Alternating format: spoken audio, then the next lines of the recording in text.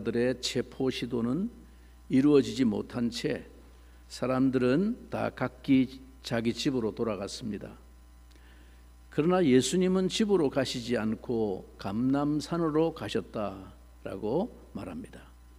예루살렘 성 밖 동편에는 감람산이라는 산이 있고 그곳에는 예수님이 자주 기도하시던 겟세마네 동산이 있습니다. 말하자면 예수님은 그 밤에도 기도하러 가셨다는 것입니다. 하나님과 교통하시며 아버지의 때와 뜻을 묻는 깊은 기도의 시간을 가지셨습니다. 예수님께서 밤새 기도하시는 동안 이 유대인들은 밤새 한 음모를 꾸미고 있었습니다. 초막절 기간에 예수님에 대한 적개심과 증오심으로 그를 잡으려 했으나 실패한 이 서기관들과 바리새인들은 예수님을 잡을 다른 방도를 생각해냅니다. 다음 날 예수님께서 다시 예루살렘으로 들어와 성전 마당에서 사람들을 가르치기 시작했을 때 그들은 간음하다가 현장에서 잡힌 여자 하나를 끌고 와서 예수님 앞에 세웠습니다. 그리고는 예수님께 집요하게 질문을 퍼부었습니다. 4절과 5절의 말씀입니다. 예수께 말하되 선생이여, 이 여자가 간음하다가 현장에서 잡혔나이다. 모세는 율법에 이러한 여자를 돌로 치라 명하였거니와 선생은 어떻게 말하겠나이까? 우리나라 속담에 똥 묻은 개가 겨 묻은 개 나무란다 라는 속담도 있습니다. 똥 묻은 개가 겨 묻은 개를 나무란다는 말은 자기가 다 큰 잘못을 저질렀으면서도 그보다 덜한 잘못을 저지른 사람을 지적하고 비난하는 것을 빗대어 사용하는 말입니다. 예수님께 이 바리새인들과 서기관들이 간음하다가 현장에서 붙잡혀온 여인을 데리고 왔습니다. 그러면서 율법에 의하면 이 간음한 여인은 돌로 쳐 죽이라고 했는데 예수님의 생각은 어떤지 묻습니다. 사실 그들은 율법에 의해서 판단하여서 그 여인을 처벌할 수도 있었는데 굳이 예수님 앞까지 데리고 온 것은 예수님을 시험하기 위함인 것이 뻔하게 보입니다. 예수님이 용서해 주라고 하면 모세의 율법을 어긴 사람이라고 트집을 잡을 것이고 돌로 쳐 죽이라고 하면 평소에 원수도 사랑하라고 가르쳐 놓고 한 입으로 두 말하는 거짓 선생이라고 트집 잡을 요량이었을 것입니다. 그들은 예수님을 평소에 대놓고 반박하고 무시하면서 굳이 이 여인에 대한 판단을 예수님께 요구하는 뻔뻔한 자들이었습니다. 그러니까 정말 예수님의 고견을 듣기 원하는 것이 아니었습니다. 오늘 이 장면을 제대로 이해하기 위해서 이 유대인의 명절인 초막절에 관해 몇 가지 규례와 배경을 좀 살펴볼 필요가 있습니다. 유대인의 경전인 이 미시나라고 하는 책이 있습니다. 이 미시나는 토라를 오래전부터 고대로부터 랍비들이 해석을 하고 율법을 어떻게 지킬 것인지를 세세하게 해설해 놓은 일종의 해설집이라고 할 수 있는 유대인의 교과서와 같은 책입니다. 이 미시나 가운데 특별히 초막절 이야기만 별도로 다루고 있는 미시나 수카라는 책이 있습니다. 이 책에서 언급되어 있는 내용들을 보면 초막절 7일째 저녁부터 8일째 새벽이 될 때까지는 유대인들은 또 하나의 초막절 행사를 하게 됩니다. 그것은 하나님을 향해서 열정과 열심이 있는 사내들인의 의원들과 서기관들이 밤새도록 이 성전 경내에 있는 성전 바깥들, 즉 여인의 뜰에서 있는 힘을 다해서 춤을 추는 의식이었습니다. 이 춤추는 의식을 위해서 당시 성전 경내에 이 여인의 뜰 네 모퉁이에는 4개의 커다란 등대가 세워졌다고 합니다. 이렇게 등대가 설치되는 동안에 여인의 뜰 위쪽으로는 여인들과 아이들이 참석하여 이 장관을 볼 수 있도록 일종의 관람석을 만들었습니다. 드디어 저녁이 되면 수많은 사람들, 하나님을 향한 열심이 있는 사람, 랍비들, 사내들인 의원들, 이런 사람들이 손에 횃불을 들고서 이 여인의 뜰에 입장하고 거기서 밤새도록 하나님의 임재 앞에서 춤을 추었습니다. 이때 나팔 부는 제사장들은 여인의 뜰에서 니카놀 게이트라고 하는 그 게이트로 올라가는 15개의 계단이 있는데 그 계단에 서서 플룻과 하프와 심벌즈와 나팔 등 여러 악기들을 사용해서 음악을 연주한다고 합니다. 그리고 레위인들은 거기에 서서 시편의 노래를 부릅니다. 참으로 장엄한 광경이었을 것입니다. 이들이 이때 부르던 노래는 일반적으로 하나님께서 죄를 용서해 주신 것에 대하여 찬양하는 노래들이었습니다. 그래서 서로가 서로에게 하나님께서 죄를 용서해 주신 것에 대해서 감사하고 고백을 하고 칭찬을 주고받으면서 함께 즐거워하고 춤을 추는 것입니다. 이렇게 많은 사람들이 죄를 용서해 주심에 대하여 찬양하고 노래를 하지만 만약 그 안에 진심을 다해서 하나님께 죄 용서하심을 받지 못했거나 또는 다른 사람을 용서하지 않는 상태에서 노래와 춤을 추는 의식에 참여한 사람, 이런 사람에 대하여 예수님 시대의 유명한 랍비 힐렐이라고 하는 랍비가 이렇게 이야기하고 있습니다. 이 수카라는 책에 나옵니다. 그가 만약에 이 상황에서 오만하고 건방지고 거들먹거리는 사람이나 무례한 사람을 보게 된다면 하나님이 과연 그의 찬양을 필요로 하실까? 그리고 반대로 겸손하게 행하는 사람을 본다면 하나님이 아무리 많은 사람이 그 앞에서 찬양하고 뛴다 해도 그 사람의 찬양을 귀 기울여 들으실 것이다. 왜냐하면 그분에게 있어서 귀중한 것은 다른 어떤 것보다도 바로 진정한 이스라엘 사람에게서부터 나오는 찬양이기 때문이다. 그리고 바로 그 근거는 시편 22편 3절에서 이스라엘의 찬송 중에 거하시는 이여 주는 거룩하시니다에 근거한 것이다 라고 했습니다. 즉 이 랍비 힐렐이 강조한 것은 이렇게 초막절 마지막 날에 밤새도록 춤을 추고 찬양한 제목이 다름 아닌 하나님께서 우리 모든 사람의 죄를 속해 주셨습니다. 그것이 너무너무 감사합니다 라는 것이었는데, 그 중에 만약 오만하거나 교만한 마음을 갖고 있는 자가 있다면 하나님께서 그 사람의 춤과 노래는 받지 않으실 것이다 라는 의미입니다. 자, 새벽까지 이렇게 춤추는 의식을 마치게 되면 8번째 날이 서서히 밝아오게 됩니다. 초막절 8일째 되는 날은 안식일로 하나님 앞에 큰 성회를 가지게 됩니다. 히브리 말로 쉬미니 아체렛이라고 하는 이름으로 부르는 날입니다.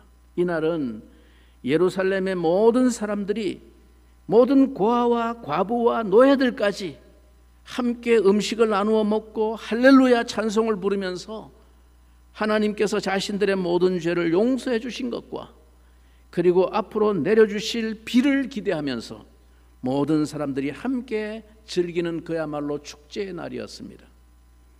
그러므로 그날은 참으로 행복한 날이 되어야만 했었습니다. 오늘 요한복음 8장에 이 간음한 여인의 사건은 바로 이날, 즉 모든 사람들이 행복해야만 하는 이날에 일어난 사건입니다. 하나님께서 모든 백성들의 죄를 사하셨기 때문에 즐겁고 행복하여 이날에는 모든 사람들이 함께 먹고 마시고 감사하고 행복해야 하는 이날에 바리새인들은 한 여인을 잡아서 간음한 죄 때문에 죽여야 한다고 하며 거기에 더하여 예수를 올가매어 함정에 빠뜨리려고 하는 시험을 시도하고 있습니다. 여러분, 이 사건을 우리가 조금만 더 가만히 생각해 보면 이미 이 바리새인들과 서기관들은 이 여인을 함정에 빠뜨리고 더불어 예수까지 엮어서 잡을 수 있는 계획을 단단하게 준비했던 것으로 보입니다.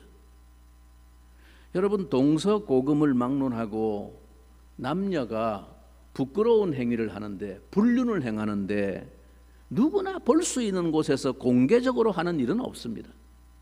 은밀하게 숨어서 합니다. 그런데 오늘 본문의 사건은 간음하다가 어디서 잡혔다고요? 현장에서 잡혔다. 현장이 발각된 겁니다. 불륜의 성행위를 하고 있는 현장에 덮친 것입니다. 어떻게 이런 일이 가능했을까요? 몰래 숨어서 하는데, 모텔 방에 몰래 몰카나 CCTV를 설치해 놓고 볼 수 있는 그런 시절도 아닙니다. 이것은 거의 확실하게 짜고 치는 고스톱이 분명하다고 생각됩니다. 더구나 현장에서 잡혔다며, 간음은 혼자 합니까? 현장에서 잡혔으면 그 남자는 어디 갔어요? 왜 여자만 끌려옵니까? 그러면 그 남자는 바리새인들의 하수인인지도 모릅니다. 그러니까 사전에 시나리오를 가지고 계획된 장소에 만만한 여자를 유인하여 끌어들인 것으로 생각할 수 있습니다. 함정을 파놓은 뒤에, 시나리오를 다 짜놓은 뒤에 그들은 성전으로 돌아가서 밤새도록 춤추면서 하나님께서 자신들의 죄를 용서해 주셨다는 것에 대하여 감사를 드렸다는 이야기가 됩니다. 그리고 새벽에 되어서 그들은 자신들이 파놓았던 함정으로 급하게 다시 돌아와서 그 범행 현장을 급습하고 그녀를 사로잡고 끌고 성전으로 데려갑니다. 그 시간이 바로 성전 문이 열리는 시간이었습니다. 여러분, 그들이 노리는 목표는 예수님이었습니다. 이 여자는 단순히 하나의 엑스트라에 불과했습니다. 그들은 모든 사람들이 보는 앞에서 예수님의 가르침이 얼마나 무모하고 위험한 것인가를 보여주고자 했습니다. 사람이 근본적으로 얼마나 악한 존재인가를 이 바리새인과 서기관을 통해 다시금 확인할 수 있습니다. 악해도 여간 악한 것이 아닙니다. 자기가 살기 위해서, 자기 기득권을 지키기 위해서, 자기 목적을 위해서라면 무슨 짓이든 서슴지 않고 할 수 있는 무서운 잔인함이 우리의 마음에 다 있습니다. 그런 상황이 안 주어져서 그렇지 우리 마음에 그런 잔인함이 다 숨어 있습니다. 교회를 다녀도 근본적으로 그 마음이 새 사람으로 변화되지 않는 이상 우리 역시 믿지 않는 사람과 큰 차이가 없습니다. 그러므로 사람의 의를 믿지 마십시오. 당시에, 예수님 당시에 이 사람들보다 의로운 사람이 어디 있었습니까? 서기관들, 바리새인들, 대제사장. 하나님은 잘 안 믿어도 사람은 쉽게 믿는 그런 어리석은 사람들이 참 많습니다. 하나님은 죽으라고 안 믿어요, 그죠? 근데 사람은 너무 잘 믿어. 그래갖고 당하고 그런 사람이 얼마나 많은지 모릅니다. 여러분, 인간이 내세우는 선을 의지하지 마십시오. 오히려 겉으로 선하게 보이는 사람일수록 조심하십시오. 앞에서 말씀드린 이 당시의 초막절 절기 행사의 마지막 절정이 뭐라고 했습니까? 하나님의 죄사함의 은혜를 찬양하고 즐거워하고 춤을 추고 그 기쁨을 이웃과 나누는 축제를 진행하면서, 그러나 한편에서 이런 음흉하고 잔인한 사람을 죽이는 것을 서슴지 않는 죄를 도모하고 있는 이 제사장들과 바리새인들과 서기관들을 보세요. 가장 거룩하고 종교적이고 신앙적인 열심을 가진 자들의 숨겨진 진상을 보세요. 사람을 의지할 수 있겠습니까? 이들이 지금 행하고 있는 것은 하나님께서 가장 싫어하시는 괴휼과 다른 사람을 함정에 빠뜨려 파멸에 이르게 하는 것입니다. 이사야 선지자는 일찍이 이러한 이스라엘의 가증한 죄악에 대하여 하나님의 진노를 이렇게 선포했습니다. 이사야 1장 14절 이하에 보면 내 마음이 너희의 월삭과 정한 절기를 싫어하나니, 절기한다고 축제 난리치는 거 내가 싫다 이거예요. 그것이 내게 무거운 짐이라 내가 지기에 곤비하였느니라. 너희가 손을 펼 때에 내가 내 눈을 너희에게서 가리고 너희가 많이 기도할지라도 내가 듣지 아니하리니 이는 너희의 손에 피가 가득함이라. 남 죽이는 살이가 가득한 삶을 살면서 하나님 앞에 도와달라고 손을 벌리는 나는 그들에게 눈을 가리고 듣지 않을 것이다. 너희는 스스로 씻으며 스스로 깨끗하게 하여 내 목전에서 너희 악한 행실을 버리며 행악을 그치고 선행을 배우며 정의를 구하며 학대받는 자를 도와주며 고아를 위하여 신원하며 과부를 위하여 변호하라 하셨느니라. 이제 이 가증하고 악한 자들의 정죄와 군중들의 아우성이 난무하는 가운데 예수님은 땅에 손가락으로 무언가를 쓰십니다. 예수님이 땅에 무엇을 썼는지는 알 수 없습니다. 어떤 사람은 그곳에 둘러서 있는 사람들의 죄명을 예수님은 다 아시니까 썼다 그렇게 말하기도 하지만 성경에 명확하게 기록된 것이 아니니 그것은 추측일 뿐입니다.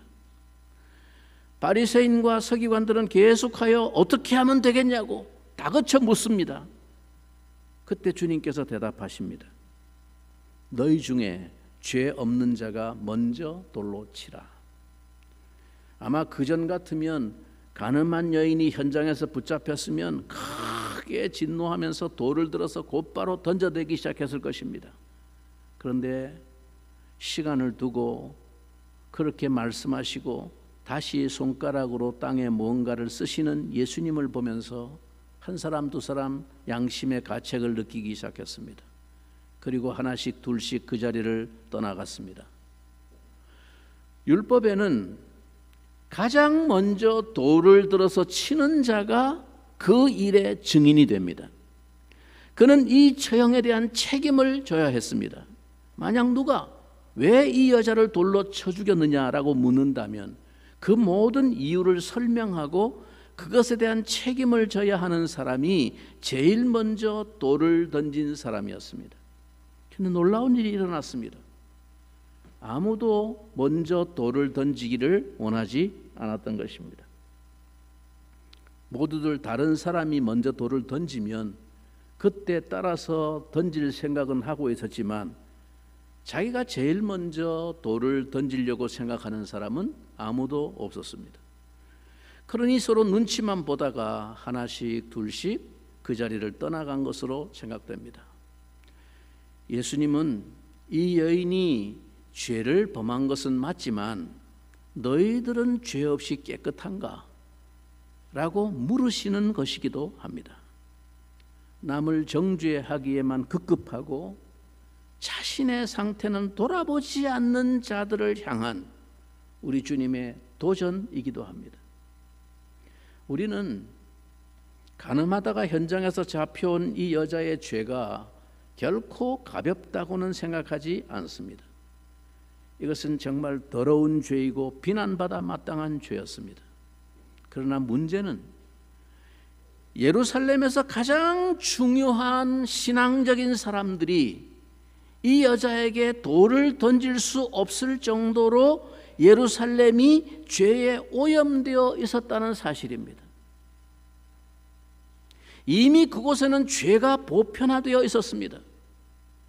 단지 그들은 자기 양심을 잠재운 채 겉으로 나타나는 종교 생활로 스스로 위안받으며 자기 의의 착각 속에 젖어 있었을 뿐입니다. 하나님은 오늘도 교회에 나와서 하나님께 예배드리는 모든 자에게 말씀을 통해 들려주시는 그 음성으로 양심을 일깨우고 있다는 것을 믿어야 합니다. 교회는 하나님의 음성 앞에서 자기 양심의 소리를 듣는 곳입니다. 하나님의 음성 앞에서 자기 양심의 소리를 듣는 교인들의 손에는 다른 사람을 향해 던지기 위한 돌이 들려있지 않습니다. 손에서 돌을 넣고 모두가 서로를 용서하고 감싸주고 위해줍니다. 하나님으로부터 계속 말씀을 통해 자기 양심의 소리를 듣기 때문에 내가 누구를 향해 돌을 던지겠다는 생각을 하지 않습니다. 이런 사람들이 모이는 교회가 참 아름다운 교회, 좋은 교회, 은혜 있는 교회입니다. 우리 교회가 이런 교회 되기를 기도합시다. 우리 모두 주님의 음성 앞에서 다른 사람을 칠 준비를 하고 살피는 사람이 아니라 선포되어지는 하나님의 말씀의 음성 앞에서 자기 양심의 소리를 듣는 하나님의 자녀가 되어야 합니다. 모든 사람이 서로 눈치를 보며 하나 둘 도망치듯이 다 사라지자 여자만 혼자 남았습니다. 예수님은 그 여자를 보고 물으셨습니다. 예수께서 일어나사 여자 외에 아무도 없는 것을 보시고 이르시되 여자여 너를 고발하던 그들이 어디 있느냐? 너를 정죄한 자가 없느냐? 여자를 향한 주님의 음성은 더없이 부드러웠을 것입니다.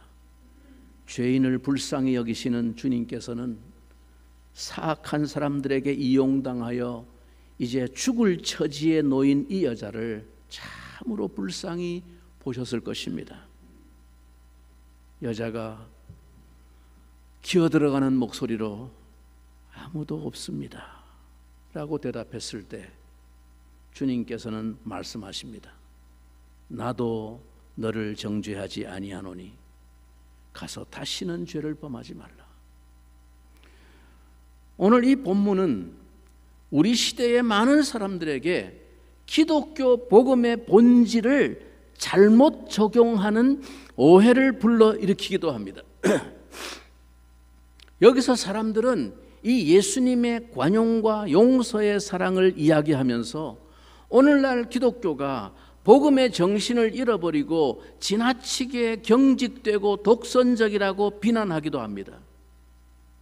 예수님도 봐라 이거야.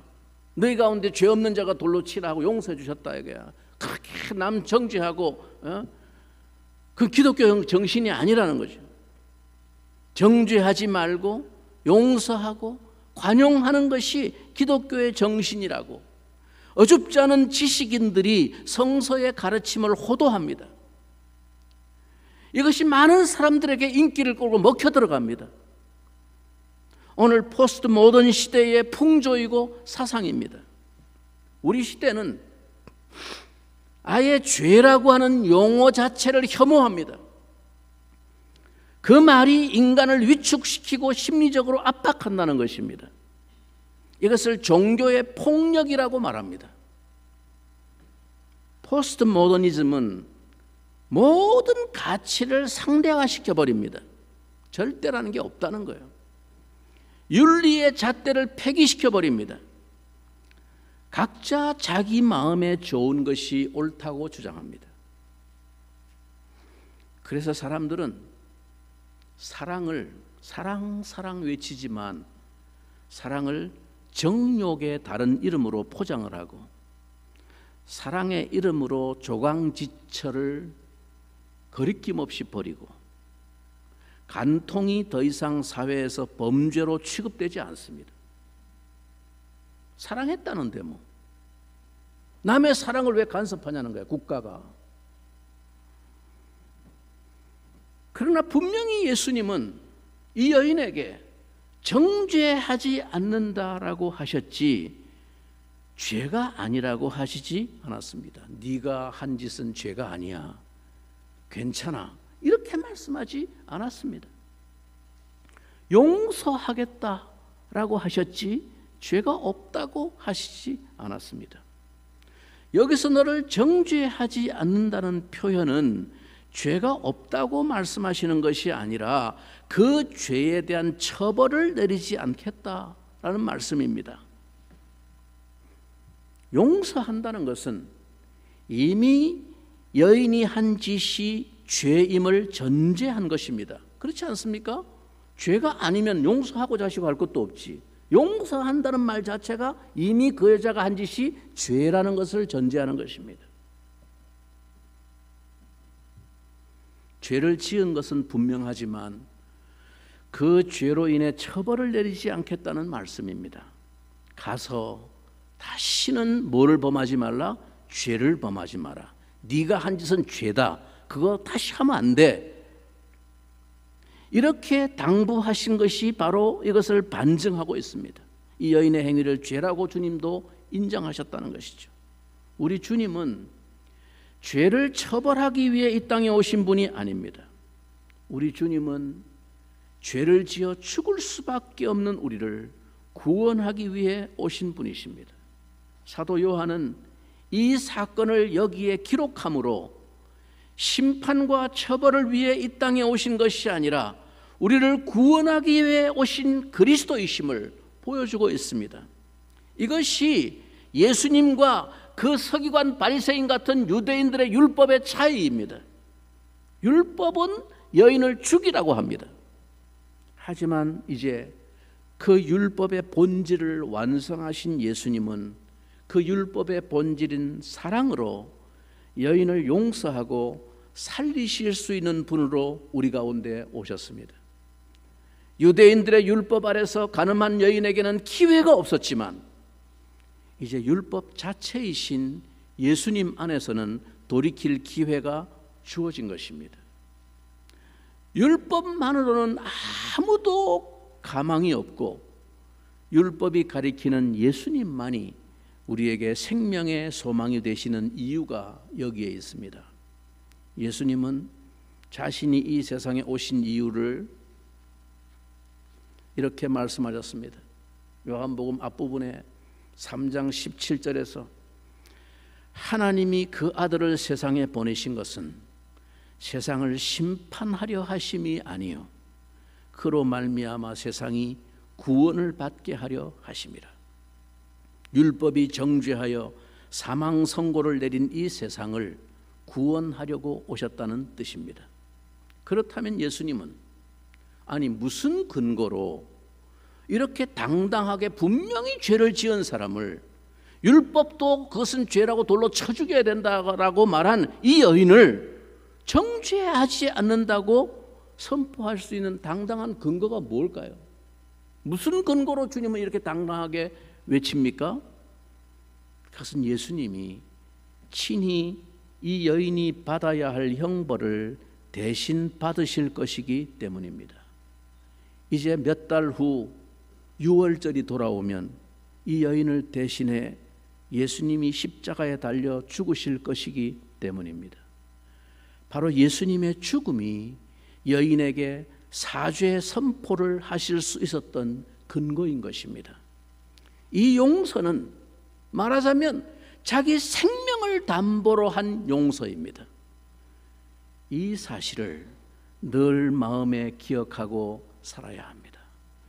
가서 다시는 죄를 범하지 말라. 이 당부는 우리의 결심만으로 지킬 수 없습니다. 우리의 육체는 너무나 부패했기 때문에 용서를 받았지만 또 죄를 범합니다. 예수님의 십자가가 나를 대신한 십자가라는 사실을 고백하십시오.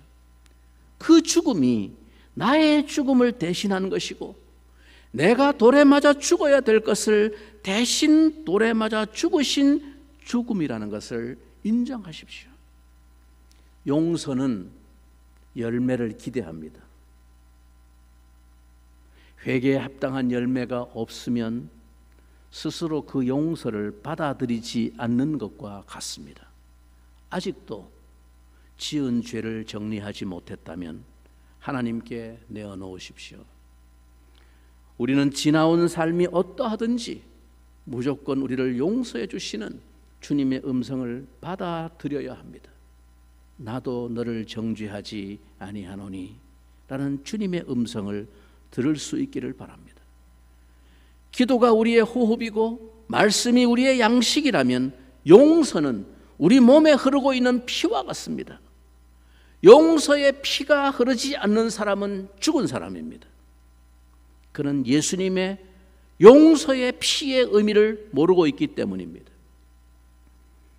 이제 알량한 자기의 종교적인 도덕적인 의에 사로잡혀서 다른 사람을 정죄하기 바쁜 교만과 허위와 음란의 이 바리새인과 서기관을 내 안에서 몰아내십시오.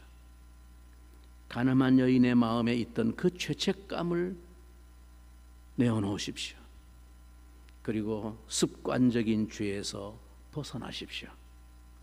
사죄와 용서의 은총을 온전히 받아들이고 죄에서 노임을 받으십시오. 오늘 아침 우리도 나도 너를 정죄하지 아니하노니 가서 다시는 죄를 범하지 말라는 이 주님의 자비로운 선언을 듣고 자유를 향한 새 발걸음을 옮기는 감격의 출발이 있기를 우리 주님의 이름으로 축원합니다. 다시 한번 이 말씀의 은혜, 이 복음의 은혜를 마음속에 묵상하면서 함께 잠시 동성으로 기도하겠습니다.